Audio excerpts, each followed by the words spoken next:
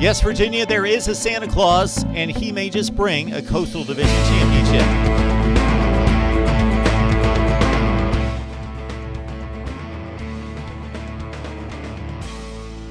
All right, Mark Rogers TV, the voice of college football, breaking down the game we love each and every day with the best bloggers, broadcasters, and writers in the industry, the best discussion, debate, and analysis in the industry, including analysis from me. I am marching through the ACC with season previews. I'm checking in on the contenders first before I move on to the other four conferences. So knowing that we only have 4 weeks until the season starts, I'm hitting on the contenders first. I may not get to the Oregon States of the world. That's what I want to do. That's what I typically do, but I started late. We got position previews, schedule rankings, recruiting updates, all sorts of good stuff for you. So check that out as well. My apologies on the 1940s reference, holiday reference. Virginia, yes, there is a Santa Claus.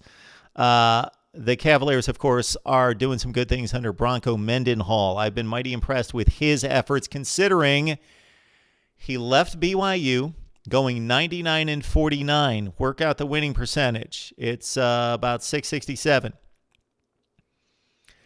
They finished ranked more often than not. Since he left, there's been 4 and 5 and 6 win seasons at BYU. He comes to Virginia. He inherits a mess.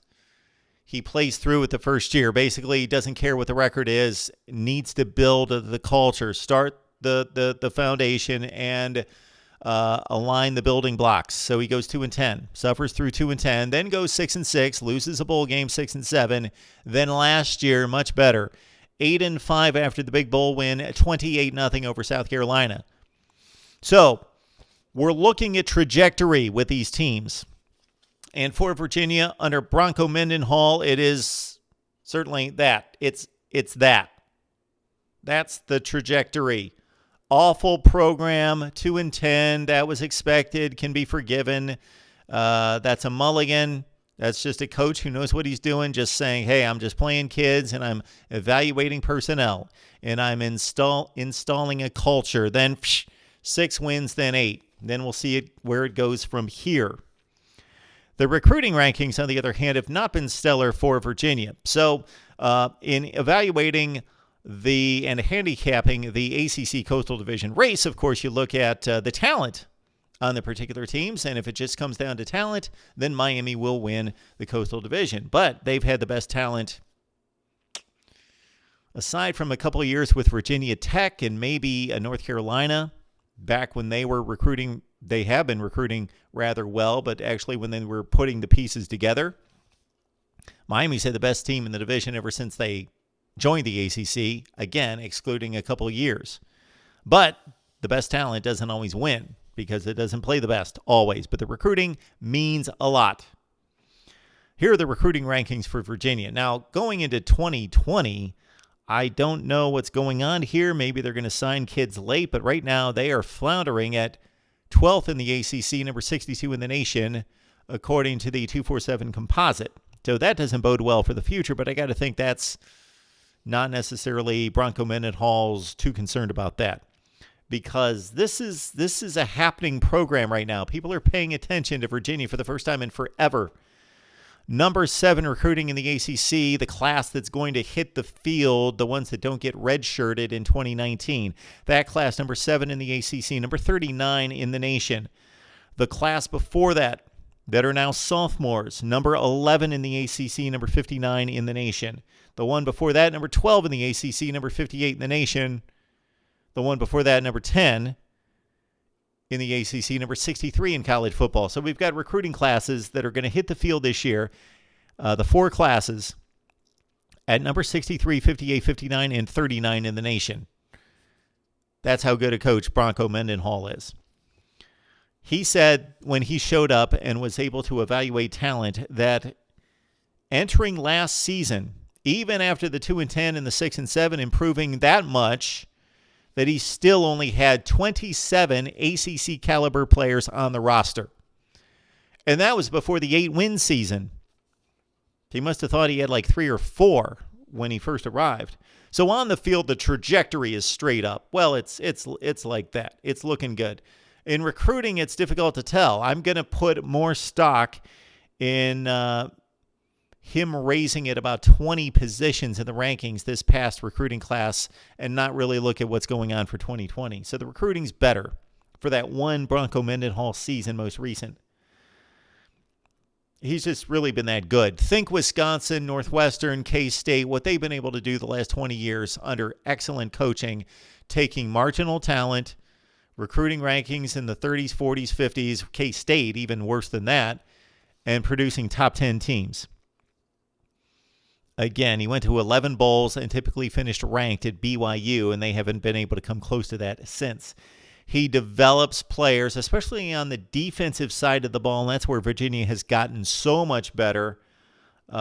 He took a lot of teams at BYU and took in 2- and 3-star players that are now in the NFL. And he's doing the same at Virginia. The last couple teams have turned out some NFL players, especially this past team that graduated some players into the NFL. And these were not highly sought-after high school players. They were 2- and 3-star kids. The S&P Plus for Virginia in 2017 was 91st in the nation. Last year, it was 62nd. They're climbing. All right, let's talk the offense. Number 82 in the nation. Total yardage, number 68 in points per game. Not a prolific offense, and they lose 2 of their main cogs in Almidi Zacchaeus, who caught 92 passes and is a burner, playmaker. He's gone. And Jordan Ellis, had 1,000 yards rushing. He was not an explosive back, but a very reliable, move the chains kind of guy, and he's gone. And again, Zacchaeus was first-team All-ACC after catching 93 and 9 touchdowns. They're gone. So their most explosive and their most reliable players on offense are gone. Of course, Bryce Perkins runs the show, and he had a stellar 2018 campaign, 25 touchdowns and 9 picks, 34 total touchdowns accounted for. He was 3rd in the ACC in total offense per game. And if some of these guys do not fill in the vacancies left by Zacchaeus and Ellis, but Zacchaeus in particular, Perkins is going to have to shoulder more of the load on offense. Don't know about the replacements here. We got running back P.K. Kier, also Wayne Talapapa, who, because Kier was hurt during the spring, actually starred in the spring and is now pushing for the job and pushing for carries. Joe Reed at wide receiver is a burner. He had 25 catches and 7 touchdowns last year, and he proves in the return game his worth as well. Hassis Dubois caught 52 passes and 5 touchdowns, and you've got Tavares Kelly as well. So the wide receivers are decent.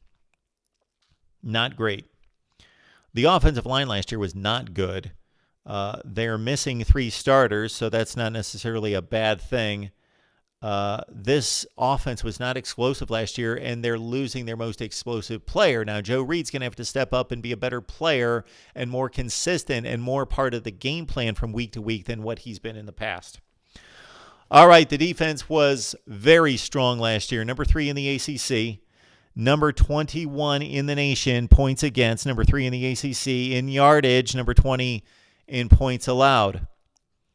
They were 31st in the nation in S&P Plus. And if you're not familiar with S&P Plus, it really is the advanced metrics group of categories that you need to pay attention to, because for example, a quarterback could play for a horrible team. They're always behind. They're always needing to throw the ball. Like, take Mike Leach's first Washington State team that went 3-9. So they got a philosophy to throw the ball all the time. And then number 2, they're awful. So they've got to throw it all the time because they're behind.